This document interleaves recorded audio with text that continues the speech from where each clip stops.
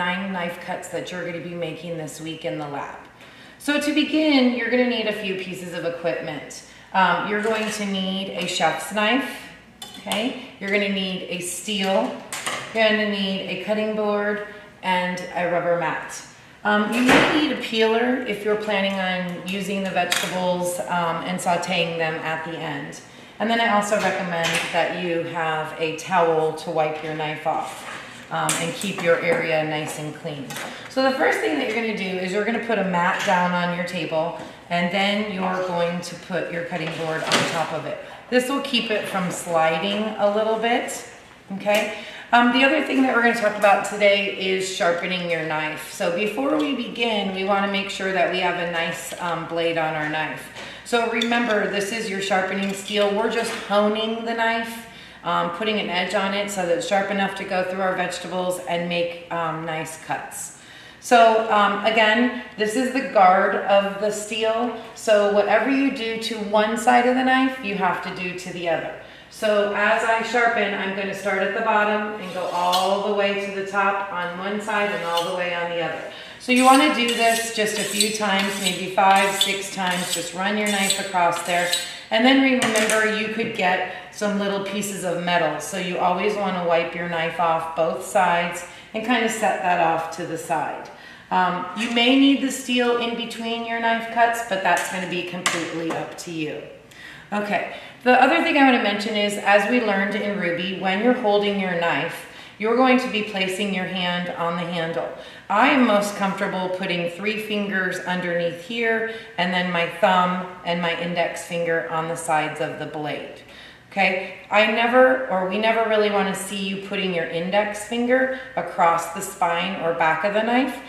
It's just not a good situation. Your finger could slip off. It can cause injuries. So we want to just have that nice grip. If you're left-handed, obviously it's going to be the same hold with the knife. So I just kind of want to make sure that you're doing that. Also remember that you're going to be using your fingers tucked in, and this is going to be your guiding hand as you cut, just to make sure that your tips of your fingers aren't out as you're cutting. So you want to have your knife next to your fingers. These are your guiding fingers. If you notice, your middle finger is going to stand out a little higher, and so you'll never actually get too far back. All right, so we have the 9 different cuts that we're going to be doing today. So I'm going to demonstrate those really quick. Now there's another important aspect. We have 2 different containers. We have one for usable waste and one that would just be trashed.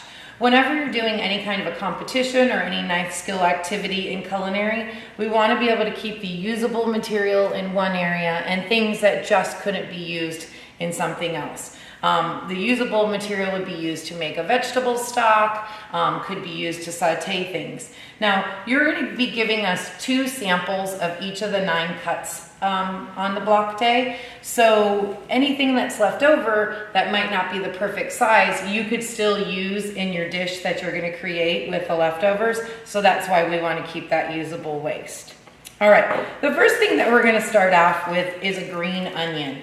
And we're going to be doing a rondelle cut, okay? So rondelle in French means round. So we want to make sure that we're just doing a straight round cut on these green onions here today. So each group is only going to need 1. You'll see here that the roots, this is where the onion was in the ground. So we're just going to, again, take that off and remove it. And again, that would be something that we wouldn't want to use. We're also not going to use the rubber band or the wrapper from around the green onion, so we'll place it there. Now, this is already round, so doing this cut is going to be fairly simple. Again, tucking your fingers in, and I just want you to be consistent in what you cut. So you're just bringing the knife back and forth through the thing. We shouldn't hear you chopping like this. It should just come nice. It just should rock back and forth nice and easy on the cutting board. Now, you also want to set your knife down like that when you're in the middle of doing your cuts. On our little template, we have 3 little circles. So all you're going to do for your examples is just lay 2 to 3 samples down on your board for your assessment. Now, this next one is a rondelle bias, which means it's going to be on an angle. So right now I'm starting off with a round, so I want to make sure that my first cut is not going to be something I'm going to want to use, because only one side of it has that bias. The other side is round. This is usable waste, so I'm going to place it in there because it is something I can use again. It's just not the right size of what I need for my template here today. So again, notice my knife is not straight, it's on an angle, and so I'm trying to get those bias diagonal cuts from something that's round. So it's a rondelle bias. So you can notice here, these shapes are a little bit different than the round ones to the left of this picture, okay? Now the next thing that we're going to be demonstrating is something called chiffonade. Chiffonade is the shredding of leafy vegetables and herbs. Today we're going to be using some spinach, okay? And usually the chiffonade cut is used to decorate a plate or as a garnish. So all you're going to do is take your 3 to 4 leaves of spinach, and we're actually just going to roll them up, okay? And then as we roll them, we're going to set them down on our cutting board, and we're going to just cut them really nice and thin. And again, I'm just rocking the knife slowly back and forth. And then all we're asking for you to do is just put a little pile of your chiffonade in that square. Okay, they don't have to completely stay rolled up. The spinach came in the package flat, so it's not going to be its nature to stay rolled up. But this is absolutely something that's used as a garnish in a restaurant. So we want to just keep that there. Now again, that's our usable waste, so we're going to keep that there. The next one that we're going to talk about is julienne.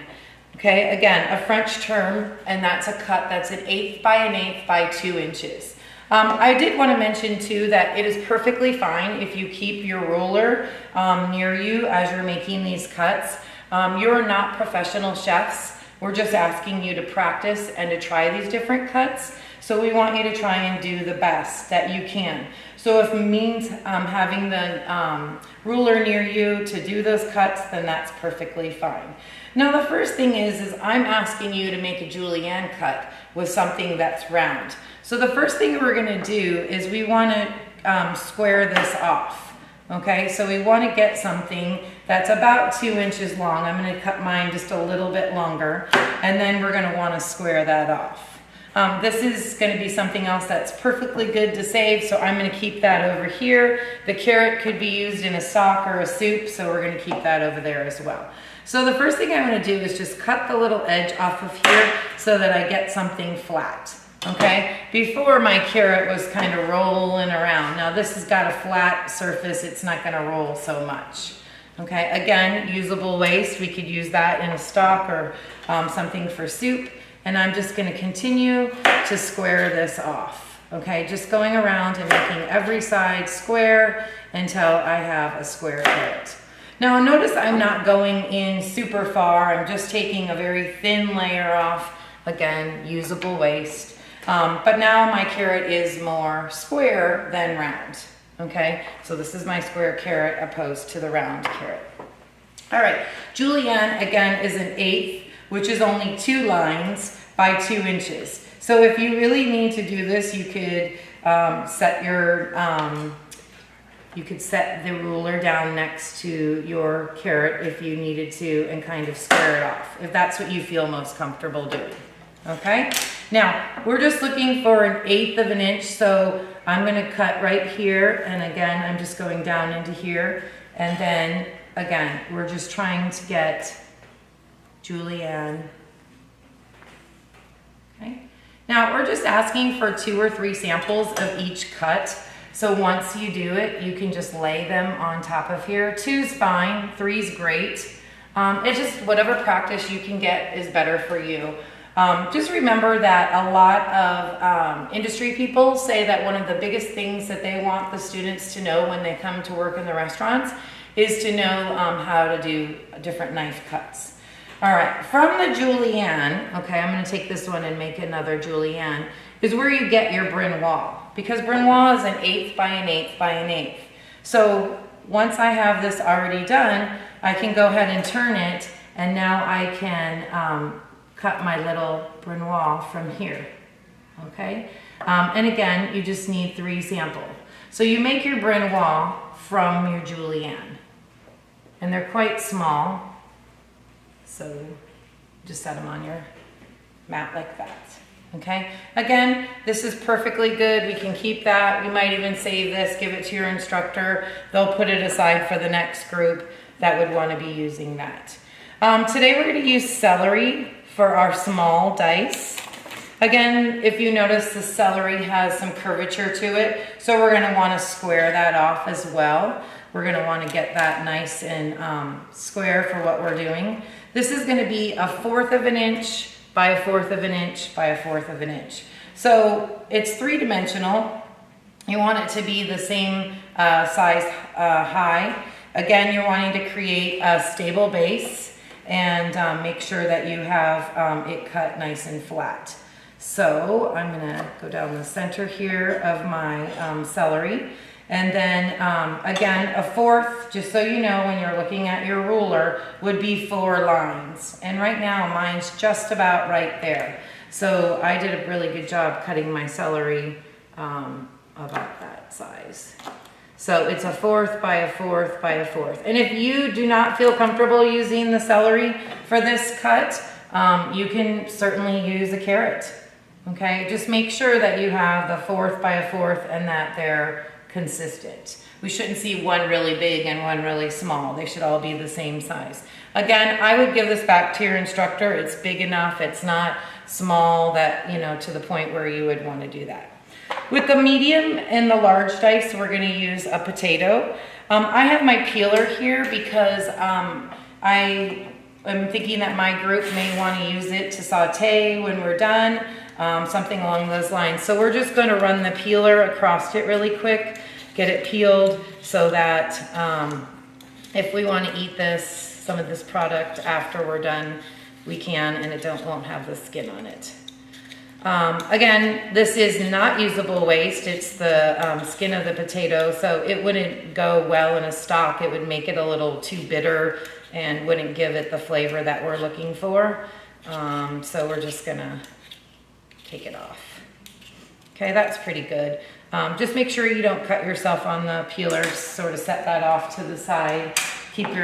Want to make sure that you're keeping your board clean, you're keeping everything clean. So again, that is definitely usable. We're squaring off of our potato, making sure that it has a good base so that we feel like we can get the right cuts that we need. Now, we just keep kind of going up in size. A medium dice is going to be 1/2 by 1/2 by 1/2. So again, this is 3-dimensional, and we're going to want to do that. So I'm going to actually cut my potato in half and keep the one part for the large dice and keep this again then for the medium dice. So if you look here, halfway through is going to be for your medium dice. So about 8 lines, because there's 16 lines in an inch. So that's a little bit bigger than what we're going to need. So we can probably cut this in half and actually kind of clean up some of these cuts just a little bit. If you want to, again, you kind of do that and then see, oh wow, because this is pretty darn close to being to medium dice right here. So just, you know, just sort of clean up your cuts and make sure that they're nice and even so that you have some good cuts here for your template. Okay, so just nice even medium dice. Again, this product can all be leftover, something that can be used. Now with the large dice, that's 3/4 by 3/4 by 3/4. So now we're talking 12 lines on each side. So right now this is well over an inch. I've had students do something like this where they're kind of mark it just so they can see, okay, that is 3/4, and then they'll go this direction and they'll kind of mark it right there so they have an idea. We're perfectly fine with that. Again, this is just mostly practice for you. We're asking you to try and make these cuts so that you know, you're ready for the workforce, you're ready to do some different knife cuts. Again, just a little too big. So these are just, you can see that's pretty darn good. Again, you should just have one potato to make your medium dice and one potato to make your large dice. Okay, one thing we do see though is we'll see somebody who will actually just do the, I think it's one dimensional, and you'll put this down for me on your station and it'll be flat like that. That's not what I'm looking for. I'm looking something that's 3-dimensional, not just that one level. So you should be able to give me like 2 of those examples for your template, okay? And if you just, again, we're expecting you to kind of check it out. Okay, that's not quite perfect.